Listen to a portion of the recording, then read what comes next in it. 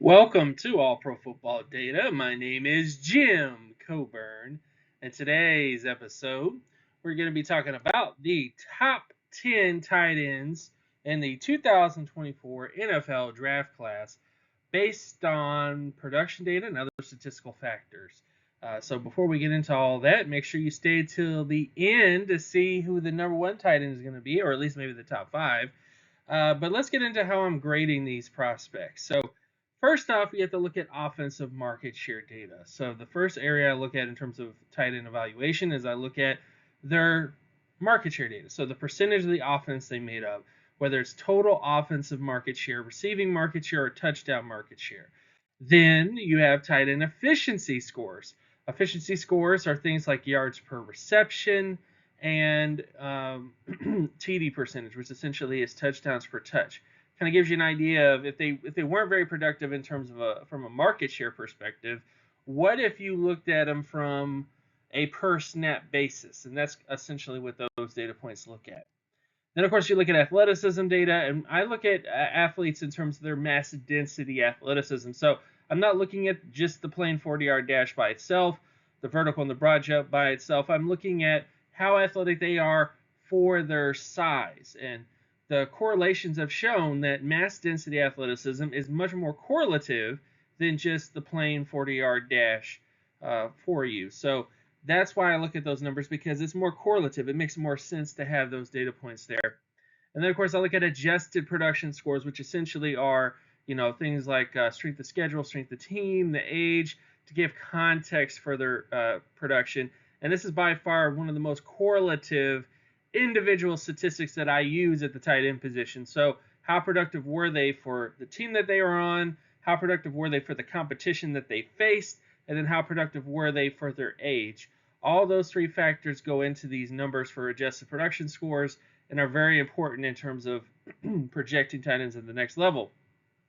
With all this stuff out of the way, let's get to the top 10 tight ends, starting with number 10, Trey Knox from South Carolina. Positives about him: he had good touchdown production and a decent MSA rating. Cons: below average market share and below average athleticism overall. His overall data grade was 67.43 out of 100. Now, I don't need to tell you anything, but this tight end class is not that strong. So the number 10 tight end honestly would be graded out of sort of a day 3 pick or UDFA, honestly. So that kind of tells you something about the class. But there are better tight ends as we continue on. Looking at Trey Knox's individual data, you can see here he had great touchdown production, but total offensive market share and receiving market share weren't really there for him. In terms of his efficiency scores, did great in terms of TD percentage, but didn't really do so well in terms of yards per reception. Looking at his athleticism traits, which were below average overall, and then he had 11 percentile speed score, which is not getting it done, ladies and gentlemen. And then, of course, you look at his adjusted production traits, which are near the starter averages at the position, but he doesn't have a very strong tight end profile. He really doesn't, but he is number 10 because he did score better than a lot of other tight ends in this particular draft class. Moving on to number 9, we have Dallin Holker from Colorado State. Pro: great market share production. Con: poor age and level of competition with below average speed. So he was very productive for Colorado State. I mean, he had 90 plus percentile in certain market share production traits, but his age, his level of competition, everything else is a concern. Overall data grade 67.49 out of 100. Looking at his offensive market share data, as you can see here, 91 percentile in terms of total offensive market share, 93 percentile in terms of touchdown market share. Those are great numbers for him. And then, of course, when you get to his efficiency scores, let me just back this up. Here we go. When you look at his efficiency scores, he had a 48 percentile in terms of TD percentage, and then 39 percentile in terms of his yards per reception. So those numbers are decent, but not the best overall for him. And then, of course, athleticism-wise, he had a near elite flexibility score with average explosiveness and below average speed for his size. This is an athletic profile that can work at the NFL level as sort of a slot tight end player, but you can't. The speed score is not exactly where it needs to be. Tight end is one of those positions where when you look at the All-Pro average, the Pro Bowl average, and even the starter average, they all have at least 60 percentile or higher in terms of their speed score once you get into the high-quality outcome areas. And then, of course, you look at adjusted production, his age, all those other factors really drop him a lot, but he's here because of his athleticism traits, good market share production overall, but his adjusted production does kind of hurt him a little bit. Then we get to number 8, Tanner McLaughlin from Arizona. He had pros in terms of above average market share production and near elite speed for his size. Cons, below average efficiency and below average flexibility for his size. Data grade is 71.54 out of 100. Looking at his production traits, again, good production, kind of near the starter averages, but not really in the All-Pro or Pro Bowl area for him. Looking at his efficiency scores, he had below average efficiency across the board, which is a little concerning. Athleticism-wise, you see that near elite speed score, but he had a 27 percentile flexibility score, which is not ideal. Doesn't mean it can't be a starter, but it definitely is not what you want in terms of flexibility testing at the position. And then, of course, you look at his adjusted production score in terms of his age, MSA rating, and pass rating. These numbers are close to the starter averages, and that's kind of what Tanner McLaughlin's ultimate upside really is based on his data profile. I don't see Pro Bowl outcomes. I don't see All-Pro outcomes, but he could be a starter at the next level, which is a good thing. It's a positive for a player like him in many ways. Getting on to number 7, we have Tip Reaman from Illinois. Pros, elite athleticism and good touchdown production. Below cons, below average production overall, and is older. His data grade is 73.96 out of 100, which is good, not great. When you look at his tight end market share production as a player, below average in most of those statistics, except for touchdown production. That's the only positive for him. In terms of tight end efficiency, he had a great TD percentage, as you can see right here, but his yards per reception was not really that impressive. Then, of course, when you get to athleticism traits, 90-plus percentile in explosiveness, speed, and flexibility for his size. Those are great numbers that you want to hit. And then when you get to his adjusted production scores, which again is the age, MSA rating, pass rating, close to the start averages, but not quite there all the way. Reaman was one of those players I identified as sort of a long shot tight end. He has the athleticism traits you're looking for, but doesn't quite have the production traits you're looking for. Players like that are like Benjamin Watson. The high end would be like Jimmy Graham, but he doesn't really have the same length and overall size characteristics that Jimmy Graham had. But there's still a chance that he could find some role at the NFL level and be a lot better than expected, which is why he's where he's at on this particular list. Getting us to another tight end who's almost exactly like Tip Reaman, we got Theo Johnson from Penn State. Pros, elite athleticism and size, below average production, and below average age are his cons. His data grade is 74.41 out of 100. Taking a look at the production, worse than Tip Reaman in many ways. His efficiency scores are pretty similar to Tip Reaman, though, in terms of his TD percentage and then his yards per reception being kind of below average.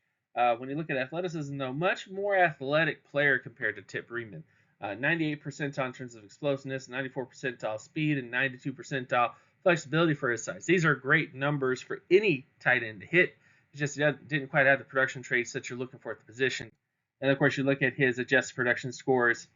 Yeah, not the best, not exactly where you want them to be. So he's very much a roll the dice type tight end prospect. Great athleticism traits. Is he likely to put it all together? Based on the data, probably not. But he is more of a 50-50 shot because of that athleticism trait. There's a lot of tight ends that are like this that had almost no production at the college level, great athleticism traits, even despite age, because Jimmy Graham was an older prospect when he came out. They still were able to kind of find a role in the NFL with their athleticism traits. So keep an eye on him. I think there is some stuff there, especially with Tip Reaman as well. Keep an eye on both of those tight ends. Then, of course, we get to number 5, which is Eric All from Iowa. He had good production traits for his level of competition, below average age, and has major injury history. I don't have injury metrics on him, but he didn't test at all during the process, so I had to use a projected speed score for him. But he had an 80.74 out of 100 data grade. When you look at his production traits, decent production, not elite, but definitely hit within the starter averages at the position. When you look at his efficiency scores, all of those scores are above average. Looking at his athleticism traits, this is a projected 40-yard dash. So if you go to NFLDraftScout.com, this is what they have his projected 40 to be. This is not 100% accurate, but I think it's well within line of what you would expect out of a tight end like him, especially when you watch him on film. Above average speed. if you will. So nothing too crazy or glamorous here, but he has the production traits you're looking for at the position with that decent speed score. Then when you get to his adjusted production traits, has an issue in terms of his age score, 15.74 out of 100. His MSA rating is above average, and his pass rating is above average, which are the main reasons why he's on this list, but he's not a perfect prospect. Now, after we've gone through all of the tight ends that have a lot of question marks, a lot of issues, here are the 4 tight ends you should really be paying attention to in this class because they have a great shot to be successful. So, as much as people want to say this is not a good tight end class, I have 4 players that have 90 plus percentile data grades in this particular draft class that have a good shot to become long-term starters or better. That's a pretty good tight end class. And let's get to the names. So, starting with number 4, we have Javon Sanders from Texas. Pros, near elite production traits with elite age, and cons, below average explosiveness, and only slightly above average speed/flexibility for his size. His data grade is 91.12 out of 100 for his overall data. That's essentially kind of like a second round, day 2 kind of tight end in many ways when you have a 90 plus, a low 90 percentile expected approximate value score data score.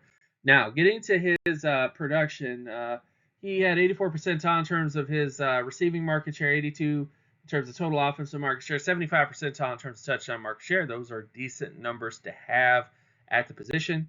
Then he gets his efficiency scores, slightly above average, not elite, nothing elite about his efficiency data, but definitely good numbers to have overall. Then, of course, you get to his athleticism traits, above average speed, above average flexibility. A lot of people said he bombed the combine, which, again, it wasn't elite. He didn't put up any elite tight end traits, but he did put up above average tight end traits. And I think that's enough to, again, to view him more as a starter at the next level. And then, of course, you get to his adjusted production traits. Age, a big reason why he's being pumped up, as well as his MSA rating and pass rating. Again, he probably has one of the best adjusted production overall scores in this particular draft class, and with good reason. I mean, he was productive, and he was at Texas, and he was a very young player. Is he going to be an elite tight end at the NFL level? Probably not, based on his athleticism traits, but could he be a starter? Absolutely. That's kind of what you're looking at with a guy like Sanders.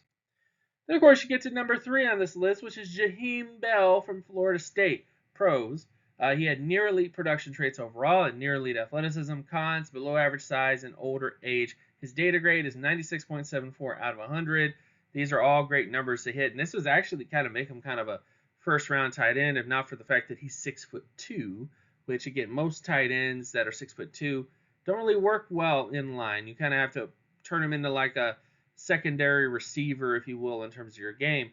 But the production was fantastic. Great production traits overall, 89 percentile in terms of his touchdown market share, which is his best trait overall in terms of production. Then when you look at his efficiency scores, great yards per reception, great TD percentage here as well. Looking at his athleticism traits, 89 percentile in terms of his speed score and 80 percentile in terms of his explosiveness. These traits are very close to the Pro Bowl averages and the All-Pro averages at the position, and it would not surprise me that Jahim Bell was to become a major playmaker at the NFL level if he goes to the right team that is able to utilize him in the manner in which he should be used. So we'll kind of see where he falls. Some teams don't use these tight ends at all because they don't really see a place for them. They're only going to be in there on certain packages, while other teams might utilize them. So we'll just have to see kind of where it goes. And of course, you get to adjusted production traits for Bell. The only area that was kind of low was his age score, but he did hit at least above the Pro Bowl average. When you combine the age, the MSA, and the pass rating, he is above the Pro Bowl averages at the position. So there is a good shot that he could be a Pro Bowl tight end in this particular draft class. Now we get to number 2, which is Ben Sinote from Kansas State. The pros, he had near elite production overall and elite athleticism traits. Cons, does not have elite speed. His data grade is 97.13 out of 100. Ben Sinote would be, honestly, a first-round tight end in any other class. I mean, he has fantastic production, fantastic athleticism traits. So let's get to kind of looking at him.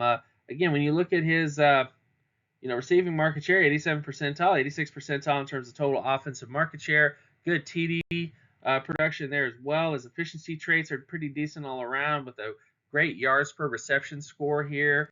When you look at his athleticism traits, 98.6 percentile in terms of explosiveness and 95.55 in terms of flexibility for his size with a 78.29 speed score. Does he have an elite speed at the position? No. When you look at the All-Pro averages and Pro Bowl averages at the position, most of the elite tight ends have 80 to 90 percentile in terms of speed. He doesn't quite have that, but just the elite explosiveness and flexibility could be enough to make him a very special tight end at the NFL level. Very much so.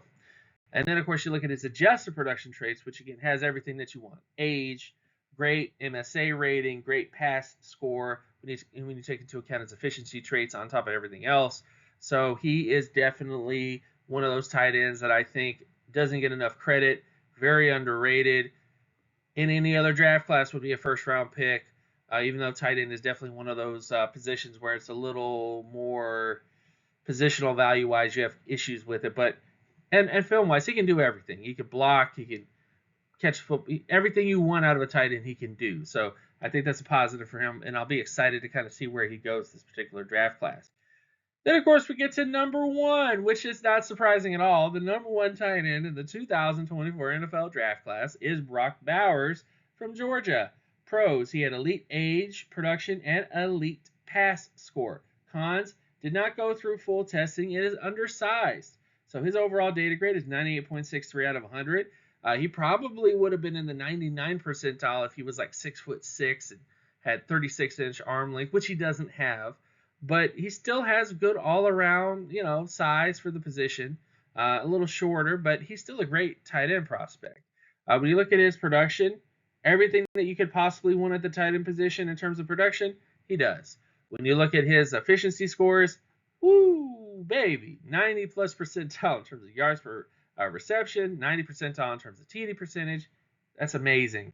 And then, of course, you look at his athleticism traits. This is his projected 40. So, again, I don't know how fast he would really run. I know some people said he was going to run before the combine at some point, but we really don't know in terms of that. But if he did run a 4.48 or 4.5 40-yard dash, he would have Pro Bowl, All-Pro athleticism traits, at least in terms of speed, which is enough to put him in the All-Pro, Pro Bowl area of the position. That along with his production. So the last note for him, looking at his adjusted production scores, 99 percentile in terms of his pass score, 99 percentile in terms of his MSA rating, and then 96.80 in terms of his age score. Taking a look at everything that Brock Bowers brings to the table, he had elite production against elite competition on an elite team.